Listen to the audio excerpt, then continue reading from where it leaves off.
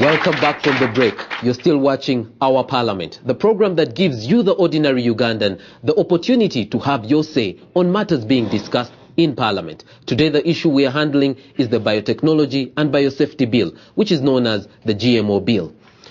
Let's go over to the audience. I think this is an opportunity. I want to thank Honorable. He has cleared the doubts I've had before. Honorable Kafero. Honorable Kafero. Okay. By names, I'm Fred Kawoya from Action Aid. I've always wondered whether we have GMO in the farmer's field, and he has ably told me yes, because from their visit in Kenya, they were told that GM have passed into this country, and therefore could be, and I'm sure they are in the field, because some of that grain that came should or could have been planted. So the fears, I think, as I said. So what I want to ask is, how are they going to deal with cleaning the unknown? Because they even don't know where it is. And in the bill that they are drafting is focused on promoting. All right, thank you very much. The second question I have, which is very brief, is on the amount of funding.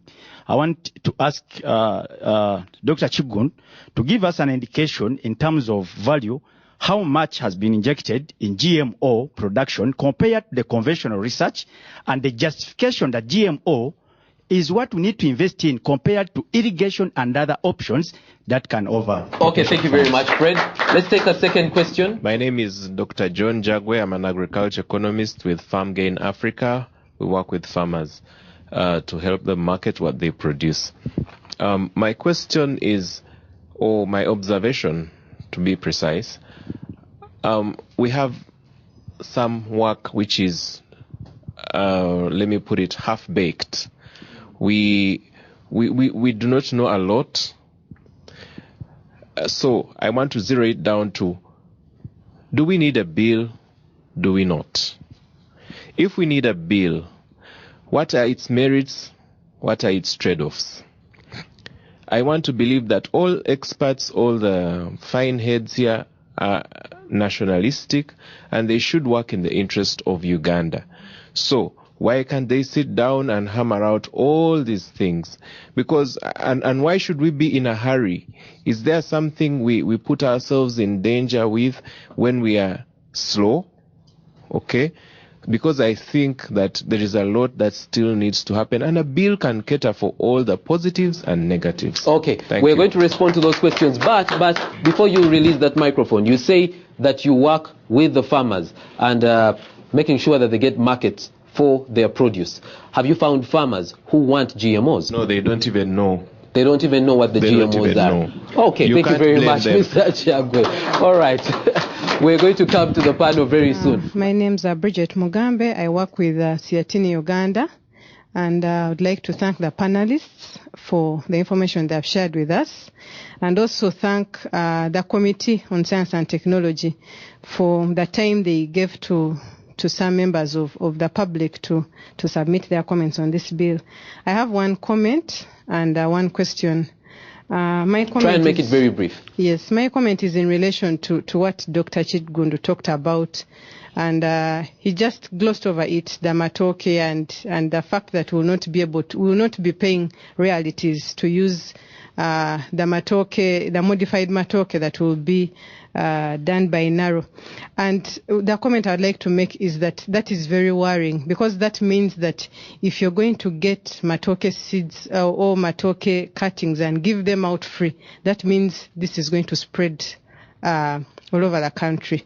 And of course, matoke for us is more than food. It is our culture. It defines us as Ugandans and a number of us. So we cannot risk what is going on, what is being done, played with our food, and then it is going to be given for free. So for me, that is a kind of new colonialism. And what's your question? And my question is to Honorable Boa about the report. I had the opportunity to read the report that the committee developed, and I see there are a number of comments, a number of suggestions for changes that should be made. And my question is that, considering the number of comments that you made on each part of the bill, don't you think that it's in order for us to get a new template, overhaul this bill, and completely design a new bill? All right, thank you very much, Bridget. And thank you, panelists, for the highlights and the great discussion. I have three brief questions. Unfortunately, we can only take one for now. Okay, the first one it's go to Mr. Obwa. Is like, what's the difference between homosexuality and genetic engineering if we are to respect the rule of the law, the nature of the law? All right, I haven't understood your question, but I hope Honorable Bua has understood it. Many of the questions you've asked go to Dr. Chigundu. So, Dr. Chigundu, you've had the questions. Yeah, thank you for your questions. I'm delighted to be able to answer you. The very first one is the issue of who is funding you to be part of you as the owner of, say, a plant variety. We are funded by government. We are public servants. And all the money we use in all the research we do is government money. If is there no money that comes in from outside government to fund research? Yeah, but government has brought that money. Okay. Yes. Yeah, that money is controlled by government. It's government who allows that money to come. So it's all government money. There is a little bit of a perception that when donors bring money to Uganda, they are giving it to an individual, Chigundu. No, they are giving it to the government of Uganda. NARO is positioned to do research for the small-scale farmer, for the resource-poor farmer, for the subsistence farmer. And we know the subsistence farmer does not have money to buy an irrigation pump, because he's staying up the hill. Okay? So we have realized that one of the fundamental technologies and options you can provide a farmer to sustain agriculture is improved varieties. Improved varieties for resistance to disease, improved varieties for resistance to drought, and so many other human development conditions such as nutrition can be delivered by varieties that offer those nutrition benefits. And sometimes irrigation or some of these other technologies that you hear being talked about cannot solve a problem such as banana wilt. The banana wilts, however much water you pour on it, it will die. So in your opinion, what solves the problem? However much chemicals or fertilizer you put on it, it will die. So what solves the problem? So what solves the problem is a combination of all these. And that's what NARO does. If you went around NARO's profile on the internet, please visit www.naro.go.ug. You will see that we have 19 research institutes spread around the country doing all kinds of different science to support agriculture development in Uganda. Are improved seeds, improved varieties, the same as GMOs? Not necessarily. Not necessarily. GMO is just a new way, a new technology that helps us to breed better. That's all. And many people have complained about old varieties. They don't taste good. They are not what, yes, they yield, but we don't like the taste. This is a technology that will now allow us to provide the best variety for productivity, at the same time, the taste and preferences that the farmers and the communities are used to and prefer. Okay. That's the real passion that we have, and that's the real reason we've gone into this. Dr. Olupot, would the farmers prefer that? Just a second, we're going to come back as you complete that. Yes. First of all, I don't agree with what Dr. Chigundu is saying. I've been eating bananas for the last 13 years around my compound. These are land races.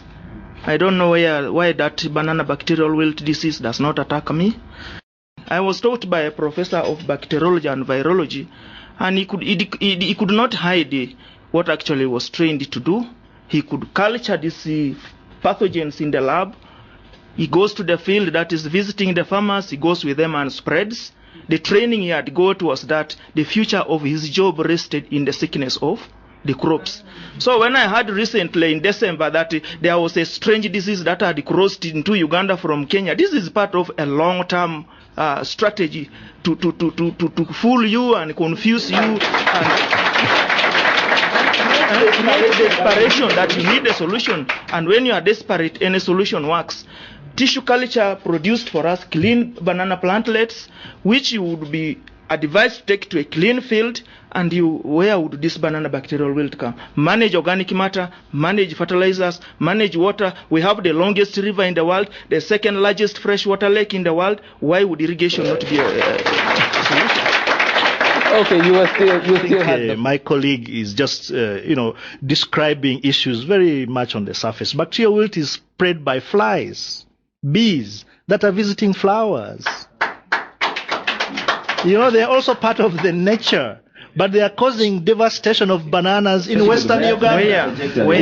When the scientists disagree, the rest of us now get very confused.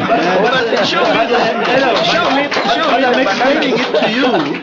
Yes. I'm explaining it to you very clearly, and I'm sure you understand. If the disease is moving with flies and bees visiting flowers, so it's possible that you plant tissue culture plants, they will grow. As soon as they produce flowers, the disease will come because you can't stop the bees. Okay, let's come. Yes. Resistance finally becomes the best strategy that NARO looks for. And when we have evaluated, and it's not just us, it's a whole community of scientists. How much success have you made? We have 10 varieties that are 100% resistant to bacterial wilt. These are GMO. They're sitting in the lab waiting for the law.